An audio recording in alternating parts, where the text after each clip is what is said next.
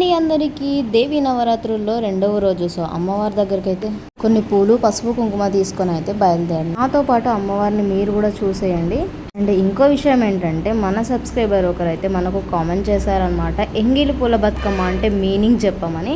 So ఎంగిలి పూల బతుకమ్మ అంటే ఏంటి అంటే, ఇప్పుడైతే మనం ఫ్రెష్గా మార్కెట్కి వెళ్ళి పూలు తీసుకొచ్చుకుంటున్నాము, ఎప్పటికప్పుడు బతుకమ్మ పేర్చుకుంటున్నాము. కానీ పూర్వకాలంలో ఆడవాళ్ళు చేన్లకు పొలాలకు వెళ్ళి పని అయిపోయిన తర్వాత వస్తుండగా చెట్లకు గట్లకు ఉన్న పూలు అంటే తంగడి పూలు, గునుగు పూలు, కట్ల పూలు ఇలాంటివన్నీ తీసుకొచ్చి రాత్రంతా ఆడిపోకుండా ఉండడానికి వాటర్లో కానీ తడిగుడ్డలో కానీ వేసి ఉంచేవాళ్ళు అనమాట.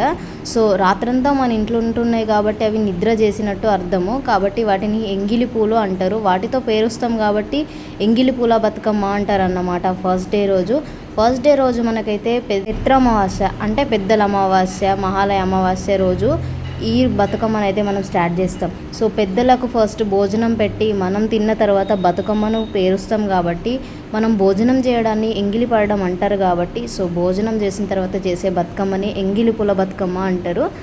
పెద్దవాళ్ళని అడిగి మీకోసం అయితే తెలుసుకొని నేనైతే ఈ వీడియో చేసిన అన్నమాట. వీడియో ఎట్లా అనిపించిందో కామెంట్ చేసి మన అమ్మవారిని చూసి దర్శించుకోండి. ఇంకేమన్నా చిన్న చిన్న డౌట్స్ ఉంటే అడగండి, నాకు తెలుసుకొని నాకు తెలిసినవి మీకు చెప్తాను. తెలియకున్న పెద్దవాళ్ళ దగ్గర అడిగైనా మీకు చెప్తానమాట. సో అమ్మవారు ఎట్లున్నారో చూడండి, ఎంత బాగా అనిపిస్తుందో అమ్మవారిని చూస్తూ ఉంటే.